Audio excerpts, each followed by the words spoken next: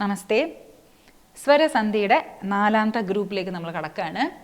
ഇതുവരെ കണ്ടത് നമ്മൾ സ്വരസന്ധിയിൽ തന്നെ ദീർഘസന്ധി കണ്ടു, ഗുണസന്ധി കണ്ടു, വൃദ്ധിസന്ധി കണ്ടു. ഇനി കാണാൻ പോകുന്നത് യണ് സന്ധിയാണ്. ഈ പേരുകളുടെയൊക്കെ അർത്ഥം ഞാൻ പറഞ്ഞുവല്ലോ.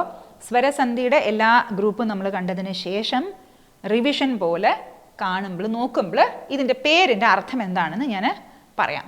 ഇപ്പം എന്തായാലും സ്വരസന്ധിയുടെ നാലാമത്തെ ഗ്രൂപ്പ് യണ് സന്ധി. ഇപ്പം യണ സന്ധിയിൽ സന്ധി എന്ന് പറയുമ്പോൾ രണ്ട് പദങ്ങൾ ചേരുമ്പോൾ ഉണ്ടാവുന്നതാണല്ലോ.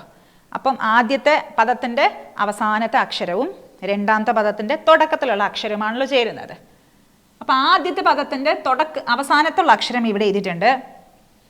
പിന്നെ രണ്ടാമത്തെ പദത്തിൻ്റെ തുടക്കത്തിലുള്ള അക്ഷരം ഇവിടെ എഴുതിയിട്ടുണ്ട്. നമുക്ക് ഈ ഫോർമുല ഒന്ന് നോക്കാം. നല്ല രസകരമായ ഒരു സന്ധിയാണിത്.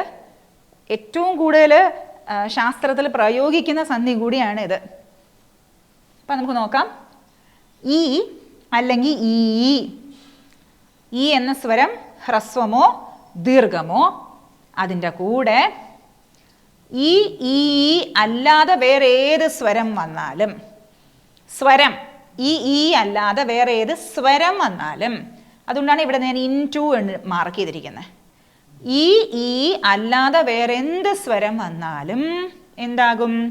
ഈ എന്തായി മാറും? യ് ആയി മാറും. യ് ആയി മാറും. അതുപോലെ ഊ അല്ലെങ്കിൽ ഊ, അതിൻ്റെ കൂടെ ഊ അല്ലെങ്കിൽ ഊ അല്ലാതെ ഏത് സ്വരം വന്നാലും വ് എന്ന് വരും. നമ്മൾ ഉദാഹരണം നോക്കുമ്പോൾ കുറച്ച് കൂടുതൽ വ്യക്തത ഉണ്ടാവും.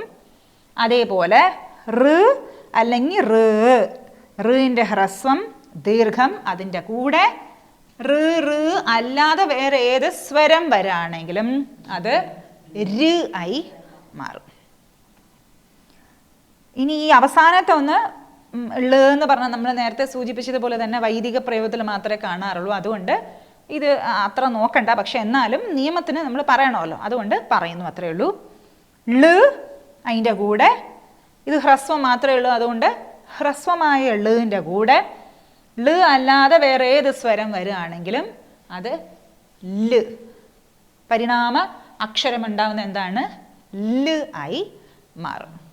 ഇതിനെയാണ് നമ്മൾ യണ് സന്ധി എന്ന് പറയുന്നത്. ഉദാഹരണം നോക്കുമ്പോൾ കുറച്ച് കൂടുതൽ വ്യക്തമാകും. ഇത് സാരമാണ്. ഇതിന് നമ്മൾ ഈ മൂന്നെണ്ണത്തിനും ഉദാഹരണ സഹിതം ഇനി വരുന്ന ക്ലാസ്സുകളിൽ